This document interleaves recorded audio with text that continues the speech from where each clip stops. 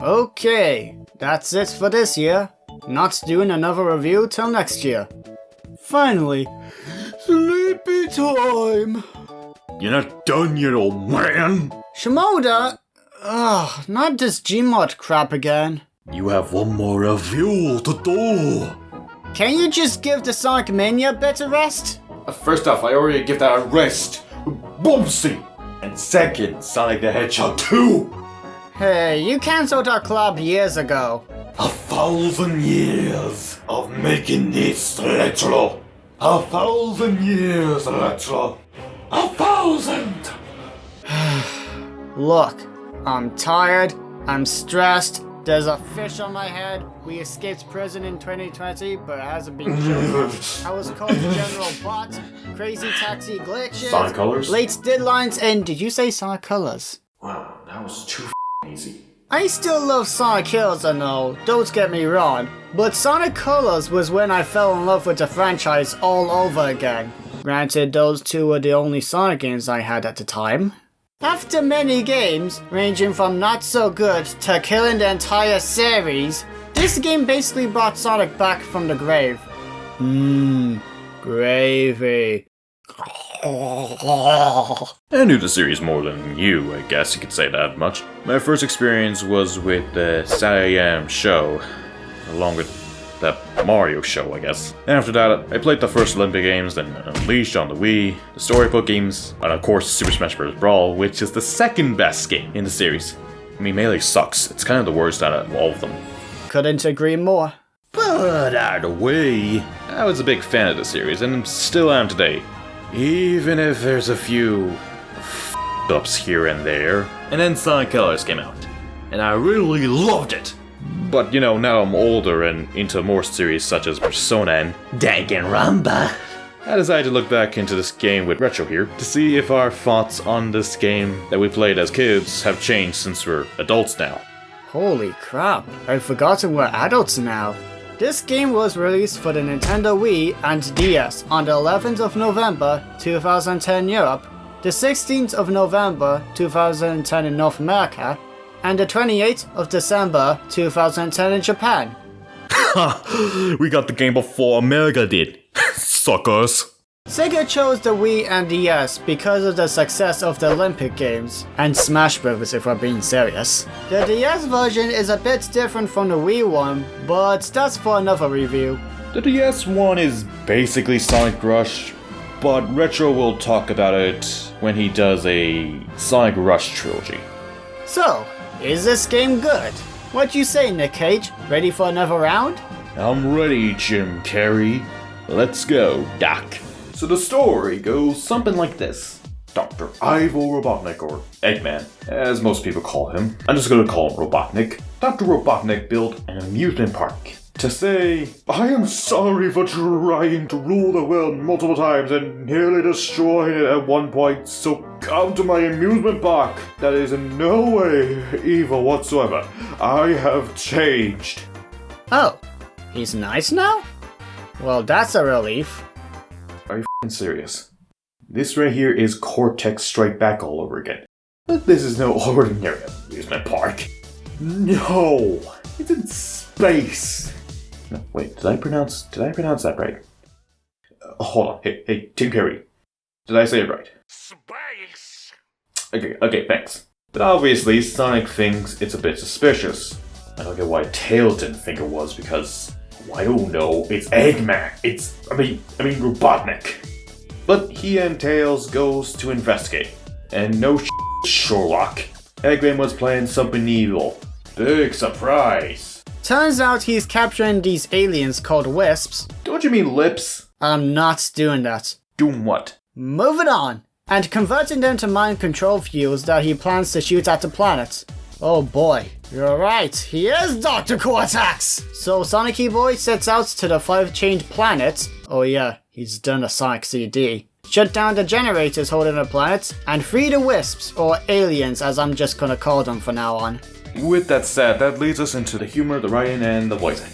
Starting with the writing, the script is okay? It's not great, but it's not terrible either. It's just okay.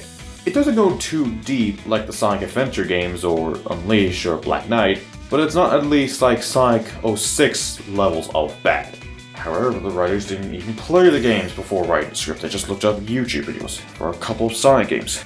Just saying it, I think it's better you play the games, because that way you can get a better idea, not... whatever. Personally, the writing is okay in my opinion. A bit childish, but who cares really? And I don't care what anyone says, Baldy McNosehair is the best joke in the game. And that leads into the humor. It's a hit or miss. Sometimes they're good, like when Orbot and Cubot are getting those robot parts, and it's how, it's kind of gruesome. But there are ones that kind of are, drag on too much. Insert translations. They're either being used for their magical powers by an evil man, or to make underwear to be worn by Salad. And also Baldy McNosehair. Hey, where are you going? To find Baldy McNosehair, of course. I'm totally calling him McNosehair. But I'll just say this now. I am no writer, but I'm gonna just say you should know when to stop. Although I guess you can't really take it from me because, like I said, I'm no professional. I mean, do I look like someone who writes stuff? However, voice acting, I could definitely talk about that. So in terms, really none of the actors give a bad performance. Most of them do their best, and well, yeah, most of them have been recasted. Well, except one. Mike Pollan, who plays Eggman, starring with Sonic X and still going on today, gives a fantastic performance as usual. I mean, that's probably what he's best known for. But Jim Carrey, that was an illegal left. And that's all I'm gonna say. He's just the best. Anyway, Tails is voiced by Katie Higgins, who voiced Pauline in, Mario Odyssey. And that song that really got popular when that game came out. She voiced Sakura in, Naruto, and Lady in Devil May Cry, the Imperator from Blaze Blue, and my favorite, IF from Hyperdimension Neptunia, with my favorite line of all. Who gave you permission to modify my f***ing bike? Huh. Well, a talented fellow. But I know what you're all waiting for, so I won't delay any further. You want me to talk about Orbot and Cubot? I mean, these guys made their first debut in this game, although technically Orbot didn't. I mean, Sonic Unleash. But either way, these two characters are... Okay, I'm gonna stop around with you guys and just talk about Pizza Hut Sonic. You ever heard of Pizza Hut Sonic? I mean, Pizza Hut Sonic is Sonic. Roger Greg Smith, I'm pretty sure most of you heard about everyone's opinion on it. I mean, it's no joke. I mean, it's probably in every article you ever heard of. And most of them are, well, let me just say this now. I kinda have to agree with them. It's not a good voice. I mean, it sounds like the best way to put it is this. It sounds like a guy who's trying to sound like a teenager and trying to sound very cool while doing it. And unfortunately, it doesn't sound good. Though he's not a bad actor, he has plenty of good work under his belt. I mean, he played Ezio Auditore from Assassin's Creed. Good old Chris Redfield from Resident Evil, starring Resident Evil 5, the QuickTime Event Edition. And of course, the one and only, the Batman. I'm Batman. So now, I know what you're gonna ask me. What's my favorite Sonic voice? Simple. Ben Schwartz and Ryan Reynolds. I mean, there's no question to ask. I mean, they capture that speedy energy from Sonic. I mean, he's not talking fast, but they catch the energy of this character. So really, nothing else to say. With Jason Griffin coming second. I mean, not a lot of energy, but he gives more of a mature sound Sonic. But in general, I don't think Roger was the best choice for Sonic. I mean, I'm not saying that he should be recast, but I'm not sure if he should stay with this role. The voice acting is just alright in my opinion. Nothing much to say. And now we get to the gameplay, and oh, how the years have changed. Well said, buddy. Well, first and foremost, you have a boost ability much like the Rush games. All they did was take that mechanic from those games and put it in here, and it works. It just freaking works. As the saying goes, if it ain't broke, don't fix it. But of course, this game isn't just about its boost mechanic. It's half 3D and half 2D. And, well, I guess that makes sense. 2D Sonic games have always been really good, for the most part. And while I wish there was a bit more 3D, it's still very good. And the physics. Oh, it works! It just works! No more slippy, slidey oopsies. There's now a double jump to help you out in case you do slip up. The homing attacks are so much better. Oh dear lord, am I dead? Now some of you may already know this, but this was not the first game to accomplish this. Most, if not all that I've said was also present in the daytime levels of Sonic Unleashed. Now you may be wondering why that game didn't do so good. Well...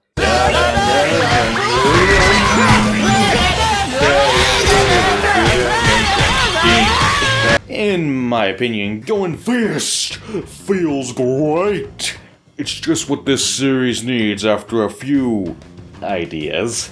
The home attack is the same button, thank f***. It feels great, but there are a few problems. First off, one, the double jump. It does help with a few jumps. It's mapped to the jump button, which is also the homing attack.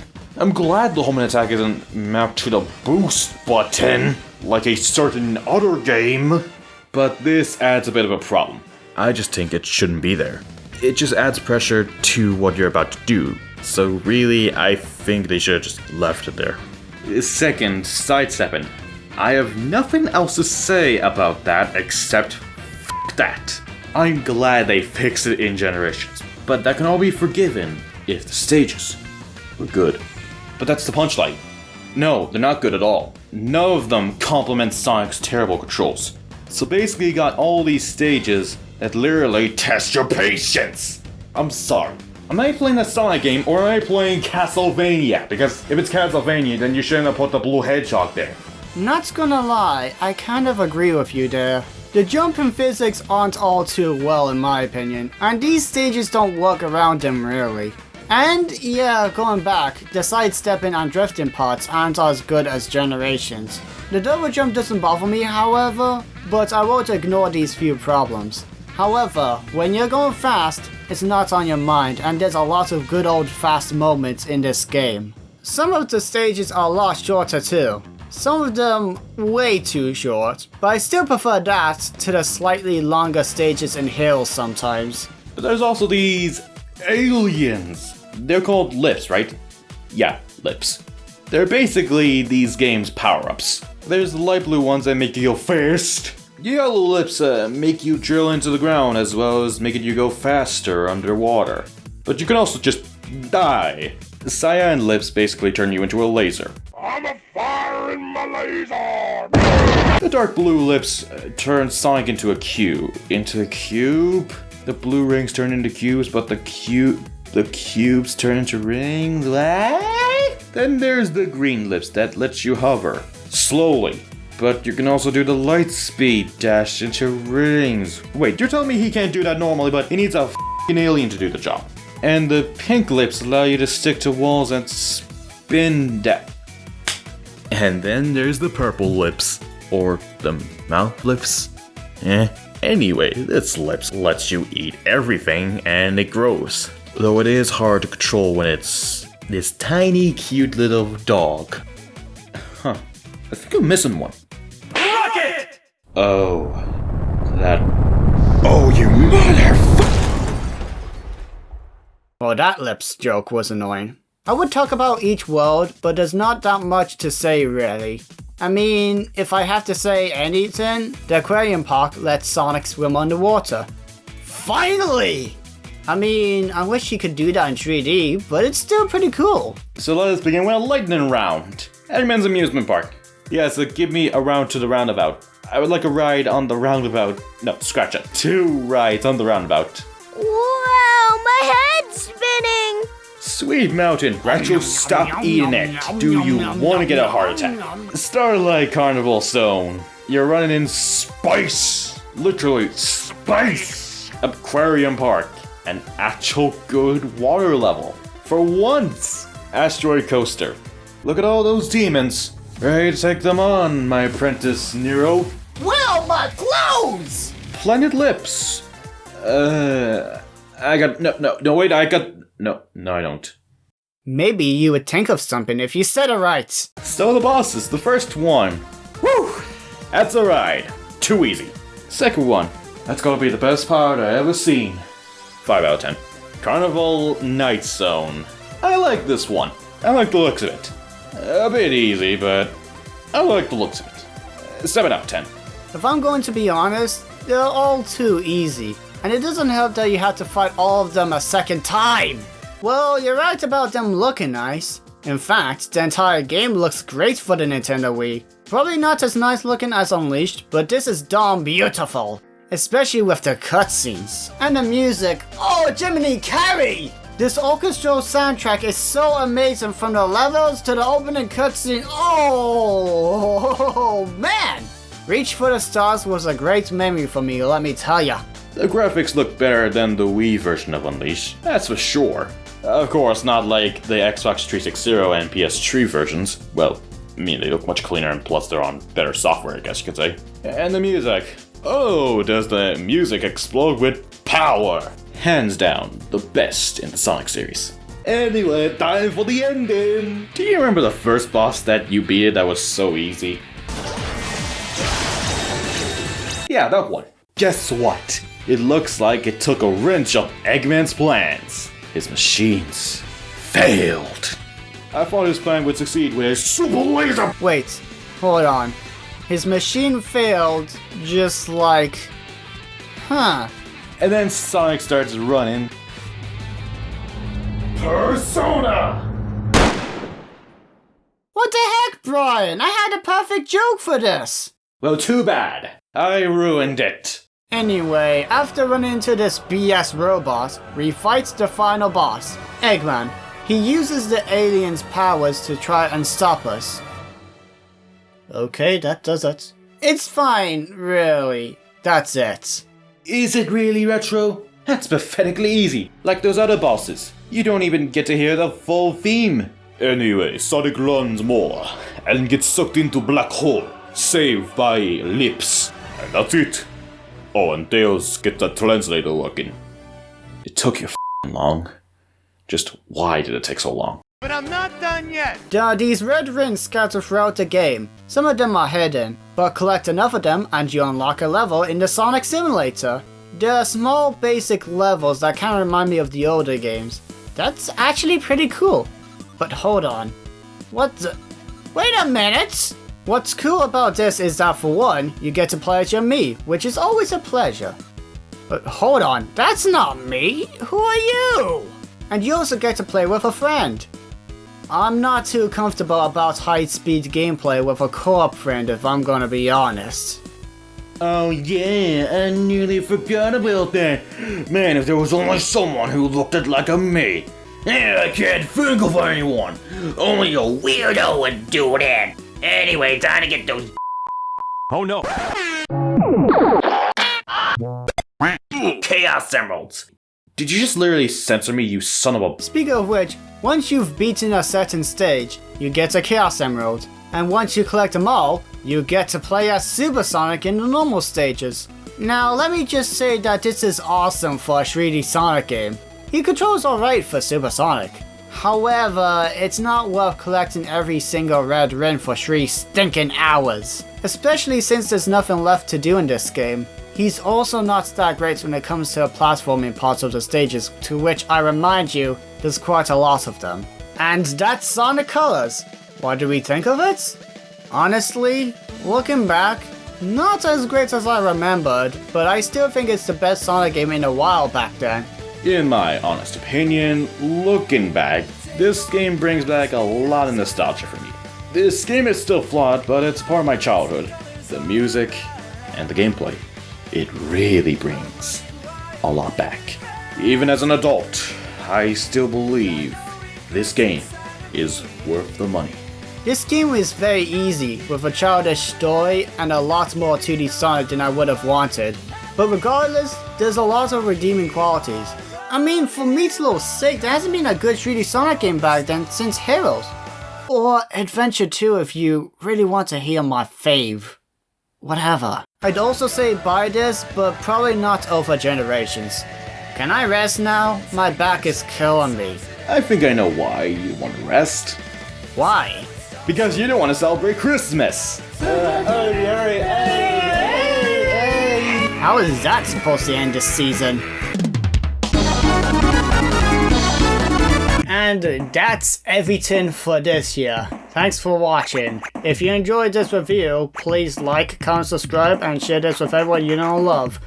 And don't forget to support me on Patreon if you really want to. I've got to be honest, this and the last review I kind of had a bit of enjoyment out of it, apart from the whole rushing bit once I was able to get everything I could get done, but you know, it actually had a lot of fun making this review, and I feel a little bit confident about, so I really hope this one does well as well.